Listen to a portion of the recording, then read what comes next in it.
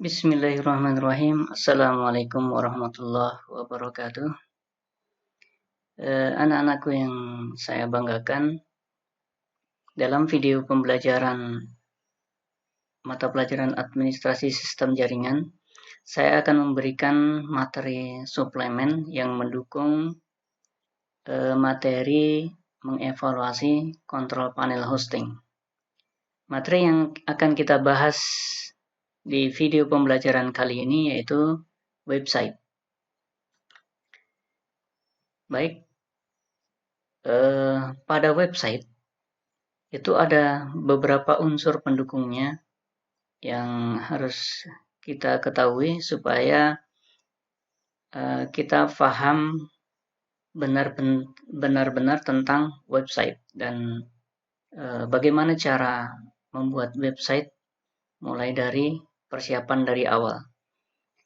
Yang perlu kita pelajari yaitu yang pertama domain, kemudian hosting, yang kedua, yang ketiga website itu sendiri. Kemudian yang keempat, penyedia domain dan hosting juga harus kita ketahui.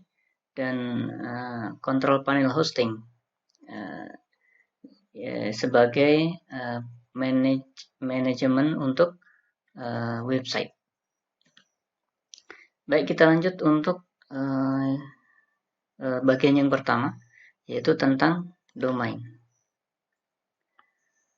Kalau dilihat dari pengertian domainnya, ya, domain adalah nama unik yang diberikan untuk mengidentifikasi nama server komputer. Jadi domain itu adalah cuman ada satu di dalam artian nama domain itu tidak ada yang sama. Miliaran nama domain di dunia ini tidak ada yang sama sekali. Karena nama domain itu sebagai identitas dari sebuah server, dari server. Ya, tergantung cara kerja dari server tersebut. Nanti kita bahas untuk video pembelajaran berikutnya tentang perbedaan beberapa server yang juga harus kita ketahui yang dalam hubungannya dengan website. Domain merupakan nama dari website atau sebuah alamat yang dapat diakses oleh pengguna melalui internet. Nah, jadi nama domain itu yang kita ketikkan pada saat kita menggunakan sebuah browser. Di mana kita ketikkan? Kita ketikkan pada kolom address bar atau pada bar alamat. Jadi untuk mengetikkan domain itu, nama domain itu pada address bar. Biasanya kita menggunakan browser. Ya. Kemudian nama domain itu terdiri atas dua elemen utama, yaitu nama website, yang kedua ekstensi nama domain. Sebagai contoh, saya contohkan facebook.com. Nah, Facebook ini adalah nama website. Kemudian .com itu adalah ekstensi nama domain. Ya, jadi domain terdiri atas dua elemen, ya, nama website dan ekstensinya. Tergantung ekstensinya apa. Misalnya seperti sekolah kita, SMK Negeri 1 Bantaeng.sch.id. Yaitu ekstensinya adalah .sch.id. Nah, di mana domainnya itu khusus untuk sekolahan, sekulnya .sch. Baik, kita lanjut. Kita harus mengetahui juga tentang tipe domain. Ya, sebenarnya pada dasarnya itu terbagi menjadi 3, ya. Top level domain, kemudian second level domain, dan subdomain. Nah, CC/TLD dan GTLD ini adalah sebenarnya bagian dari top level domain. Oke, kita kupas satu persatu. Yang pertama adalah TLD atau top level domain. Contohnya adalah .com, .org, .net. Ya. Kemudian yang kedua adalah ccTLD atau biasa disebut dengan country code top level domains.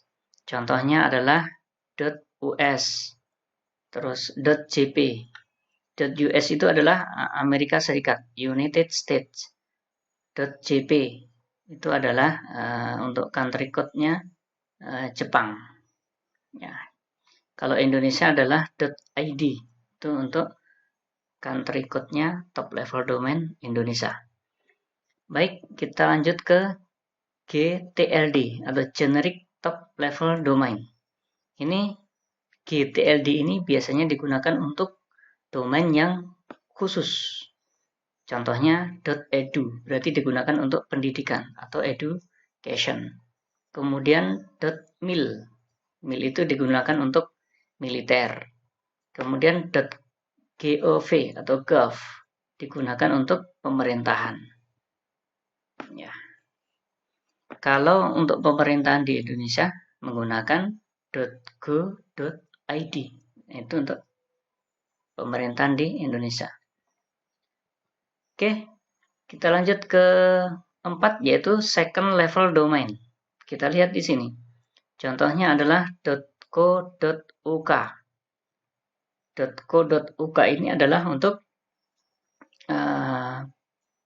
domain bisnis untuk Inggris ya. UK, United Kingdom. Kemudian .gov.uk untuk pemerintahan di Inggris dan .ac.uk ya, UK itu untuk akademik, biasanya untuk kampusnya di Inggris, United Kingdom. Baik, yang kelima adalah subdomain. Contoh, developers.facebook.com. Nah, developer ini adalah subdomainnya dari facebook.com. Kemudian contoh yang kedua yaitu support.google.com. Jadi support ini adalah subdomainnya dari google.com. Oke, saya kira sudah bisa dipahami dengan mudah ya.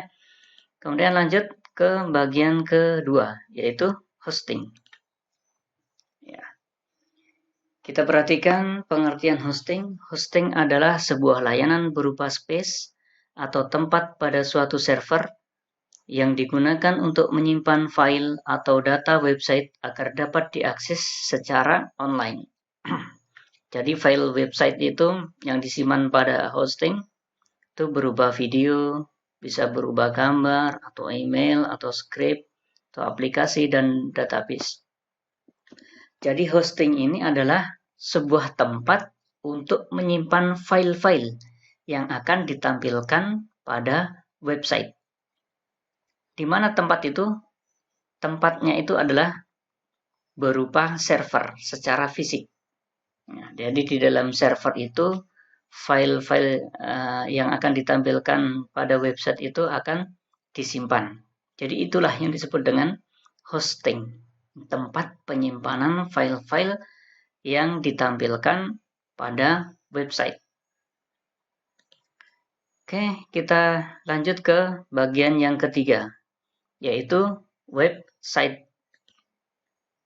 Ya, kita lihat pengertiannya. Website adalah sebuah kumpulan halaman pada suatu domain di internet yang dibuat dengan tujuan tertentu dan saling berhubungan serta dapat diakses secara luas melalui halaman depan atau homepage menggunakan browser. Nah, kita hampir setiap hari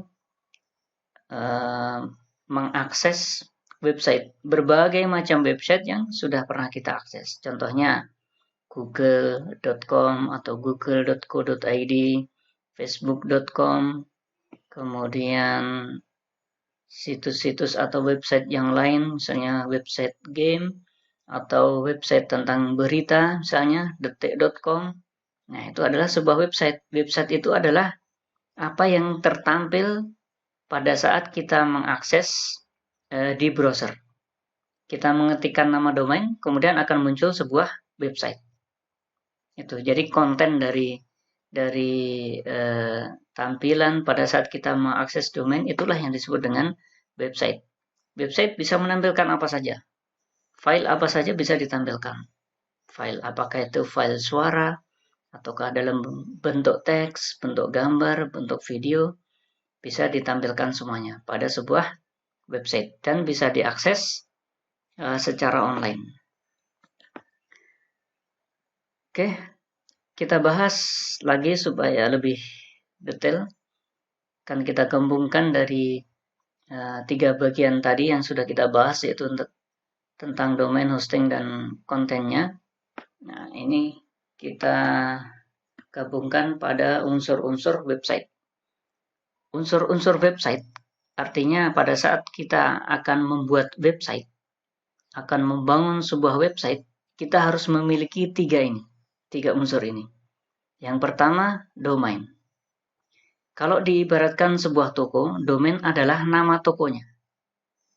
Nah, jadi kalau sebuah toko itu harus ada nama toko supaya bisa diketahui dengan mudah bahwa yang menjual barang ini adalah di toko ini misalnya. Jadi harus ada namanya toko. Jadi domain itu kalau diibaratkan toko adalah nama toko. Domain, untuk memiliki domain, kita harus menyewa pada perusahaan atau website yang menyewakan domain. Kemudian yang kedua, unsur yang kedua yang harus kita miliki juga yaitu hosting. Diibaratkan sebuah toko, hosting adalah tempat atau bangunan untuk meletakkan etalase yang akan diisi barang-barang. Ya. Jadi hosting ini adalah tempatnya, tempat untuk meletakkan. Kalau ibaratkan toko adalah tempat untuk meletakkan etalase-etalase. Ya. Hosting adalah tempat. Kalau kalau hubungannya dengan website adalah tempat untuk meletakkan file-file yang akan ditampilkan pada website. Baik, unsur yang pertama domain, yang kedua hosting, kemudian yang ketiga adalah konten dari website. Diibaratkan sebuah toko, konten adalah barang-barang yang dipajang pada etalase tersebut. Jadi konten ini adalah isi dari sebuah website.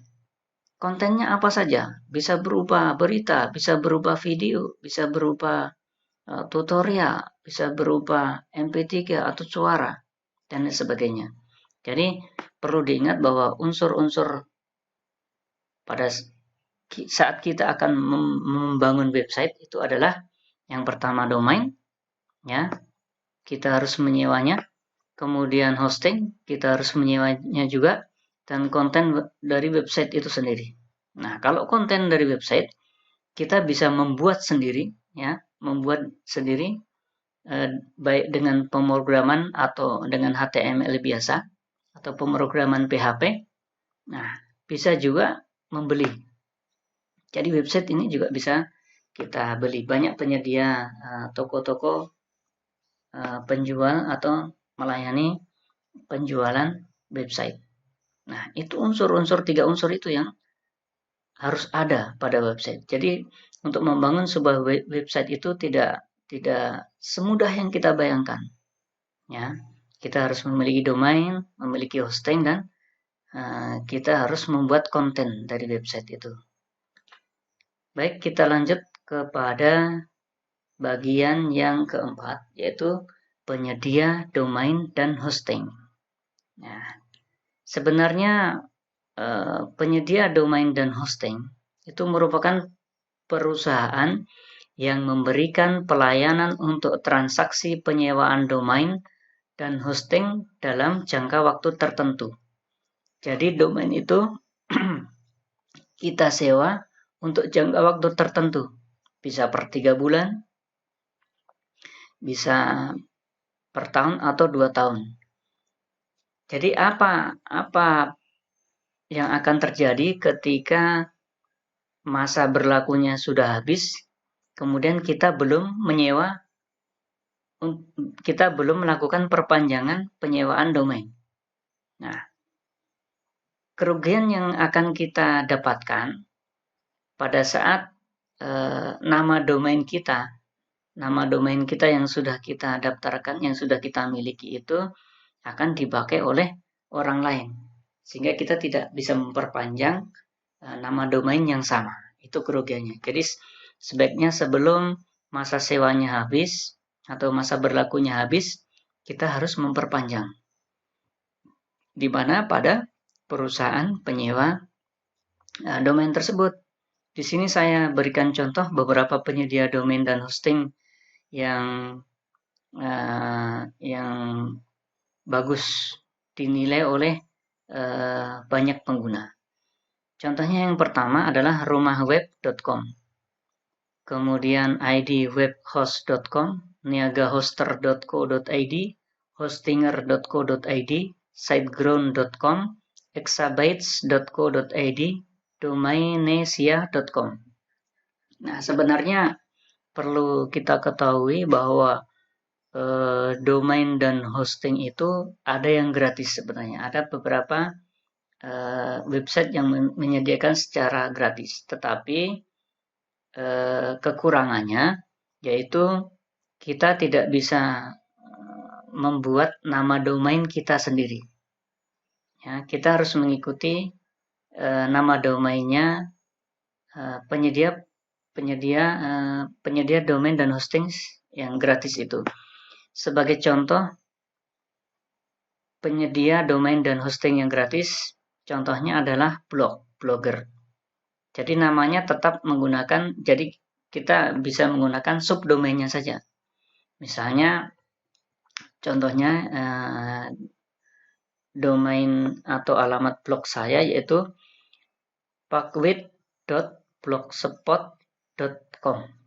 Nah, baik, saya akan memberikan contoh bagaimana cara memesan domain dan hosting pada website rumahweb.com.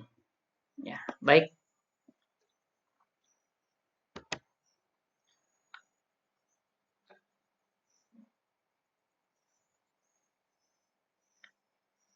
Ya, ini kita sudah membuka sebuah browser. Yang kita gunakan adalah browser Google Chrome. Ya, ini yang terdapat kursor yang kedip-kedip ini. Ya, ini adalah address bar di sini, tempat untuk memasukkan atau mengetik nama domain. Coba kita langsung akses ke rumahweb.com. Oke, kita enter.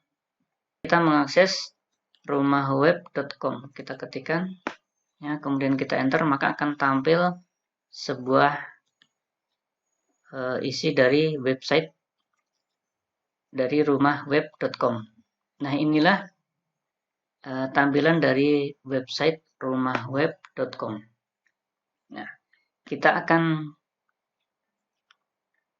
lihat, kita akan explore dari rumahweb.com ini. Kita mau coba dulu, misalnya kita akan pesan domain. Ya, kita akan pesan domain. Misalnya kita ketikkan di sini. Ya. Lihat di sini sudah ada harganya. Misalnya .xyz itu harganya 15.000. .club harganya 25.000. Nah, kita lihat nanti ini. Kita misalnya akan pesan, misalnya nama website saya akan saya kasih nama widodo.com. Nah, ini domain yang kita pesan. Kemudian kita klik search. Apakah ada?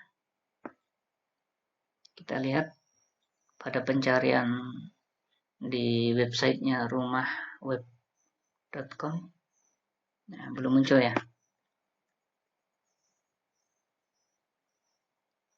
Nah, ini ada. Nah, ini. Oke, kita lihat. Ini tadi kita ketikkan di sini, kemudian klik search. Nah, di sini akan muncul hasil pencarian domain. Kita lihat, widodo.com ini not available, berarti tidak ada. Kemudian widodo.id not available juga, berarti tidak ada, sudah dipakai oleh orang lain. Kemudian widodo.net ini juga sudah tidak ada, sudah tidak tersedia, dipakai oleh orang lain. Nah, kalau ini yang masih tersedia, yaitu widodo.club. Nah, ini lihat. Nah, kalau ini ada menu daftar, nah ini artinya masih tersedia. Lihat, nih, not available tidak tersedia, widodo.shop masih tersedia. Nah, oke, sekarang itu domainnya. Sekarang kita ke hosting. Kita akan melakukan penyewaan hosting, contohnya. Kita nggak usah sampai transaksinya ya. Nah, nanti kita dikira main-main dengan rumahweb.com. Nah, di sini ada beberapa paket hosting. Nah, kita lihat ya, paket hostingnya. Yang pertama adalah entry, itu harganya 15.000 per bulan. Ya, lihat apa pelayanannya yang diberikan, yaitu space-nya 1 GB, trafficnya unlimited, emailnya unlimited, bisa menampung 3 domain. Jadi pada saat kita pesan hosting, sekaligus kita sebenarnya bisa menggunakan hosting itu untuk beberapa domain, tidak hanya satu domain. Jadi kita bisa memiliki alamat website. Kalau ini yang untuk paket entry ini adalah 3 domain. Nah, kemudian paket small, ini 17.900 per bulan. Apa yang membedakannya? Yang pertama ini, lihat, space-nya berbeda. Di sini cuma 1 GB, di sini unlimited. Kemudian domainnya berbeda juga. Ini 3 domain. Yang paket pertama, paket yang kedua ini adalah 6 domain. Nah, ini banyak sekali. Ada beberapa perbedaannya.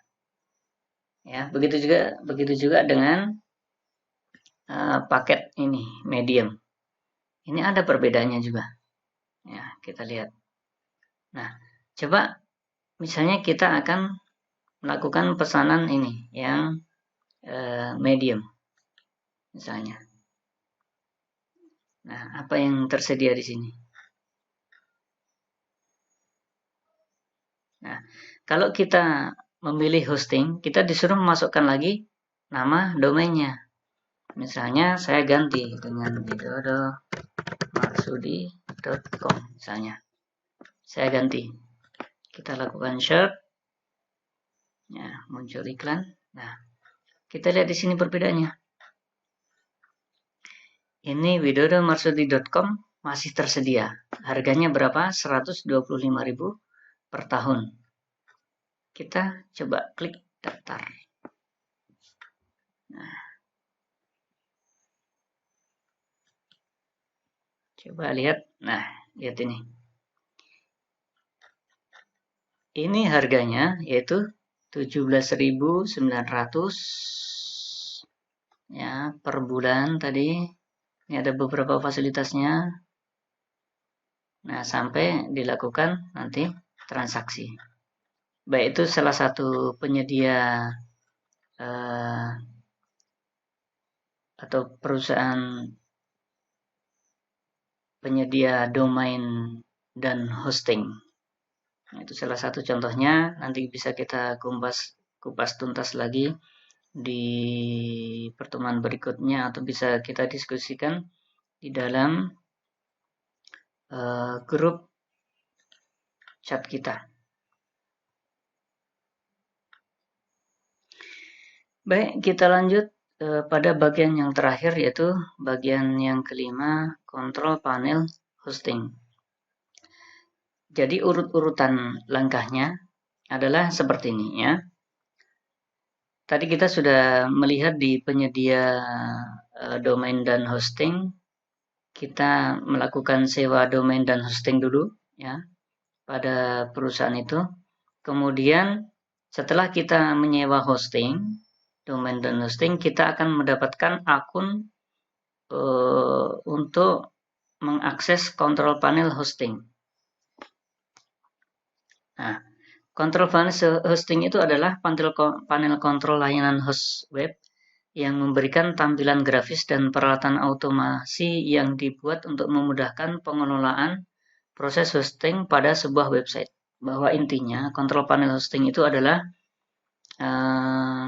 aplikasi yang digunakan untuk mengelola atau memanage website, untuk mengunggah file-file yang akan ditampilkan di website, atau untuk mengatur domain, atau untuk mengatur email, untuk mengatur DNS, dan lain sebagainya. Banyak sekali fasilitasnya.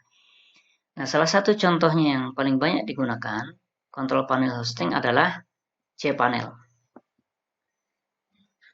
Baik, anak-anakku yang masih tetap semangat untuk belajar, kita akan coba untuk mengakses cPanel, ya, supaya kita tahu cara kerja cPanelnya, ya. Apa yang terdapat pada cPanel itu. Coba kita mengakses cPanel. Baik.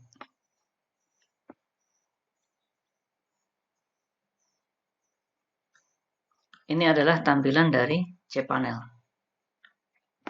Tampilan dari cPanelnya. Kita lihat tampilan seperti ini. Ini bisa mengatur upload download dari file yang akan ditampilkan di website. Ya, terdapat banyak sekali untuk phpMyAdmin-nya, untuk pengaturan database-nya, pengaturan domainnya, untuk pengaturan DNS di sini, ya, untuk pengaturan emailnya. Ya, tampilannya cPanel adalah seperti ini.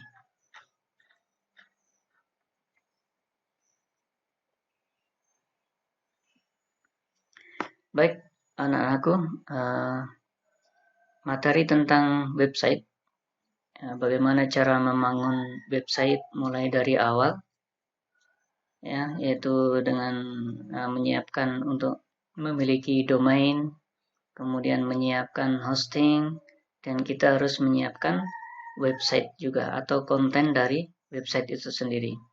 Semua itu harus kita lengkapi dulu unsur-unsur dari website itu, baru kita bisa baru website kita akan bisa diakses oleh orang lain secara online. Baik anak-anakku, saya kira cukup untuk pembahasan pada video pembelajaran kali ini tentang website. Silahkan kalau ada pertanyaan boleh langsung komentar di YouTube atau bisa melalui chat di grup. Baik, terima kasih. Selamat belajar dan tetap menjaga kesehatan. Assalamualaikum warahmatullahi wabarakatuh.